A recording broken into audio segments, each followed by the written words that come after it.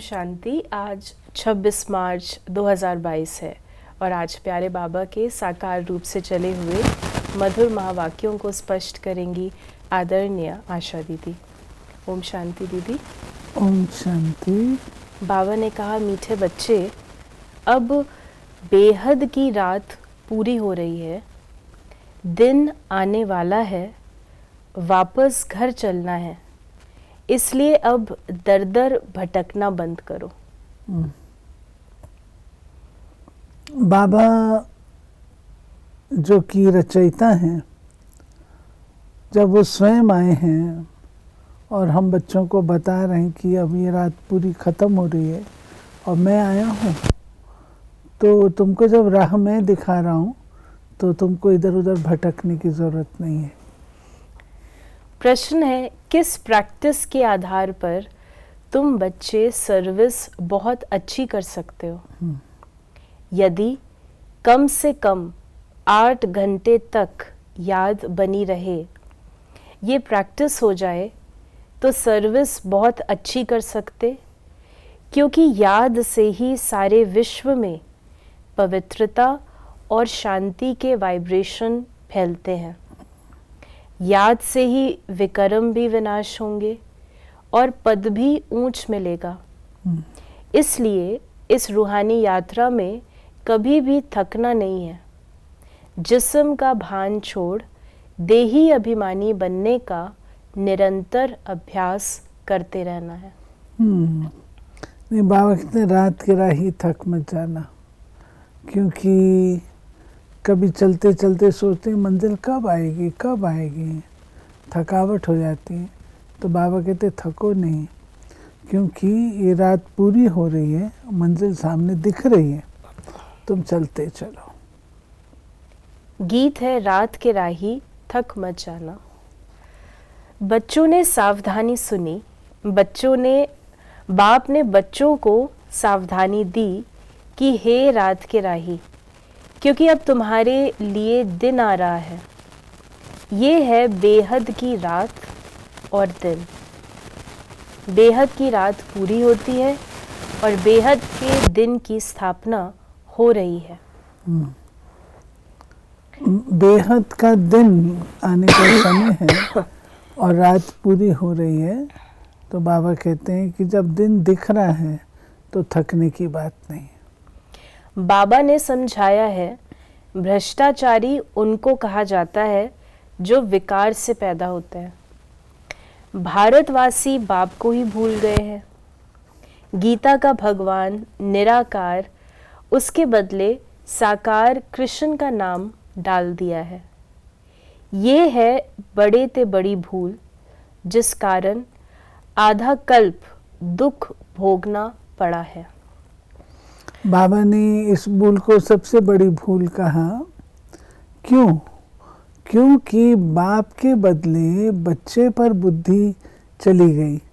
तो वर्षा तो बाप से मिलता है, बच्चे से तो मिलता नहीं। इसलिए वहाँ पर जब बच्चे में बुद्धि गई तो वर्षा तो मिलेगा नहीं, तो दुख ही मिला। तो भूल निमित्त बनी है दुख भोगवाने के लिए। बाबा ने कहा, अगर समझाने की युक्ति नहीं आती है तो कहाँ कहाँ डिससर्विस कर देते हैं, क्योंकि खुद ही पूरा समझा हुआ नहीं है। जो किसको अच्छी रीति सिद्ध कर हिसाब किताब बता सके। इस समय सब पतित हैं। गीता का भगवान कृष्ण समझ लिया है, राम का तो कोई शास्त्र है नहीं। ऐसे नहीं रामायण कोई रामचंद्र का शास्त्र है। क्षत्रिय धर्म कोई राम ने नहीं स्थापन किया। फिर बाबा ने कहा, तुम्हारे में ब्राह्मण, देवता और क्षत्रिय तीनों धर्म एक साथ ही शिव बाबा स्थापन करते हैं। तुम्हारे में भी थोड़े हैं जो इस बात को समझ सकते हैं। देखिए, बाबा आकर के ब्राह्मण, देवता, क्षत्रिय 3 वर्ण इकट्ठे, क्योंकि पढ़ाई तो बाबा पढ़ाता है। अब उस पढ़ाई में कोई तो बहुत अच्छे मार्क्स पास करके देवता बन जाते हैं, फिर देवताओं में भी कैटेगरीज हैं, उसमें भी परिवार वाले हैं, फिर दास दासियाँ हैं आदि, फिर क्षत्रिय बाण उठाने वाले। तो बाबा कहते हैं कि मैं इकट्ठे आकर के सारे जो 2 युग हैं उसमें जो कुछ होना है वो सारी नूंद अभी प्रत्यक्ष हो जाती है। अब तुम बच्चों को सवेरे उठ प्रैक्टिस करनी है समझाने की। राजा जनक का मिसाल है। कहते हैं अष्टावक्र ने जनक को ज्ञान दिया। फिर बाबा ने कहा परंतु ये कोई ब्रह्म ज्ञान तो है नहीं, ये है ब्रह्मा ज्ञान। ब्रह्मा कुमारियां ये ज्ञान दे रही हैं, ब्रह्म कुमारियां नहीं। यो अष्टावक्र जी की बात बताते हैं ना कि अष्टावक्र जी ने राजा जनक को ज्ञान दिया था। वो स्टोरी प्रसिद्ध है कि राजा जनक ने कहा मुझे जीवन मुक्ति का ज्ञान चाहिए।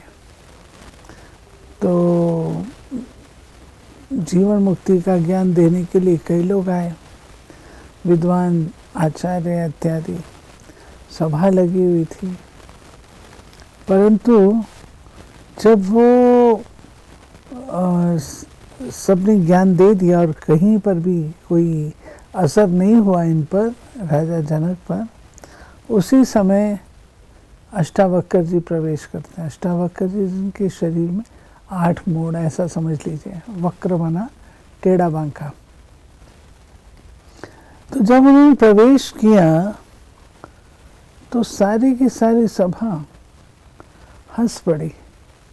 इतने बड़े बड़े विद्वान वो नहीं ज्ञान दे सके, ये व्यक्ति क्या ज्ञान देगा। तो अष्टावक्र जी क्या बोले, हे राजन, तुमने किसकी सभा बुलाई है? ये सब चमारों की सभा है। सारे हैरान हो गए कि ये व्यक्ति दुबला पतला सा और ऐसा, और कहता है कि ये चमारों की सभा है, इसमें इतनी ताकत, हमको चमार बोल रहा है। तो क्यों? क्योंकि चमड़ी को देख रहे हैं। तो राजा जनक को उसने ज्ञान दिया आत्मा का और शरीर का, और इस प्रकार से उसके अंदर में परिवर्तन आया। सतयुग में देही अभिमानी रहते हैं, बाकी परमात्मा का ज्ञान नहीं है। बाप कहते हैं मेरा सिमरण वहाँ कोई नहीं करते, वहाँ दरकार ही नहीं। सिमरण अथवा याद एक ही बात है। वो लोग माला हाथ में लेते हैं, मुख से राम राम कहते हैं। यहाँ तो राम अक्षर कहना भी रॉन्ग हो जाता है। राइट अक्षर है शिव बाबा, परंतु शिव शिव भी कहना नहीं है। बाप को याद करने के लिए नाम थोड़ी लिया जाता है। बाप को याद करना ये है यात्रा। फिर बाबा ने कहा, बाबा कह रहे हैं कि नाम जाप की जरूरत नहीं है। बाबा का नाम जब रिपीट करते रहो उसकी जरूरत नहीं है, याद का नाम है यात्रा। फिर से नाटक रिपीट होना है, हर एक अपना अपना पार्ट बजाएंगे। दूसरी कोई दुनिया नहीं है, अगर होती तो हम पढ़ते क्यों।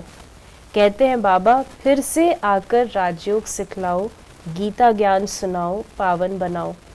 परंतु पतित हम कैसे बने हैं ये कोई जानता नहीं है।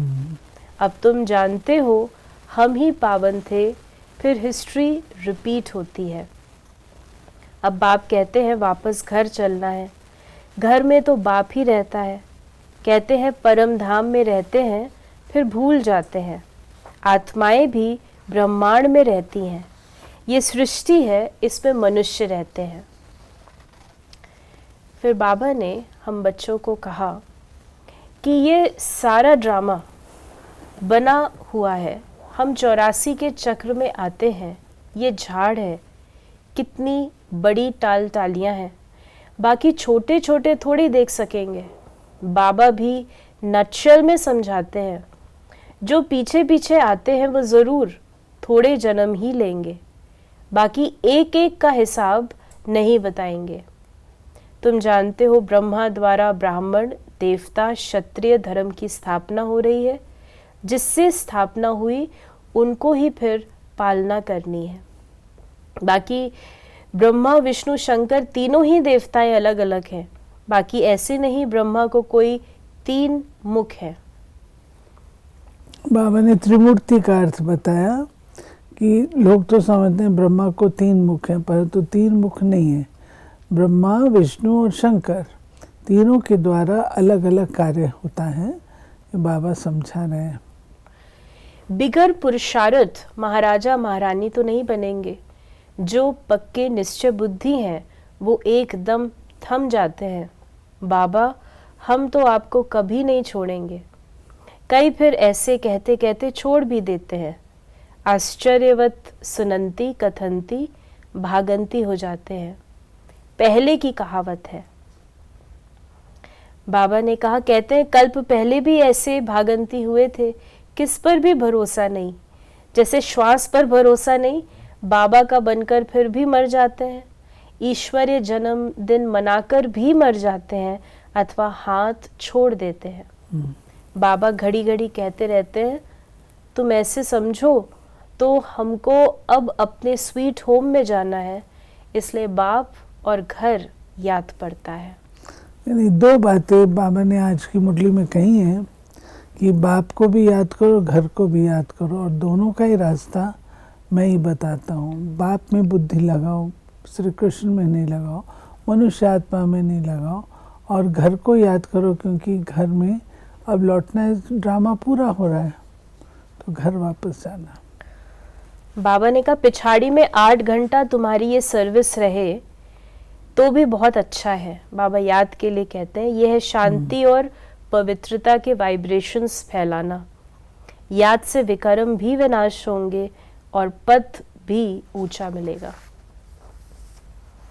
आज बाबा ने हम बच्चों को वरदान दिया, ज्ञान युक्त भावना और स्नेह संपन्न योग द्वारा उड़ती कला का अनुभव करने वाले बाप समान भव।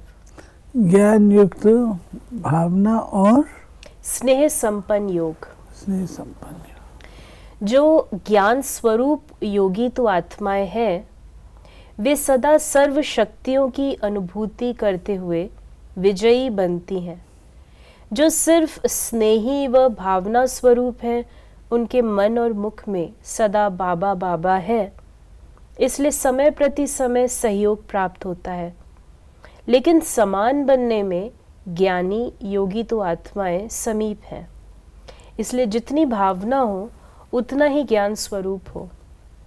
ज्ञान युक्त भावना और स्नेह संपन्न योग, इन दोनों का बैलेंस उड़ती कला का अनुभव कराते हुए बाप समान बना देता है।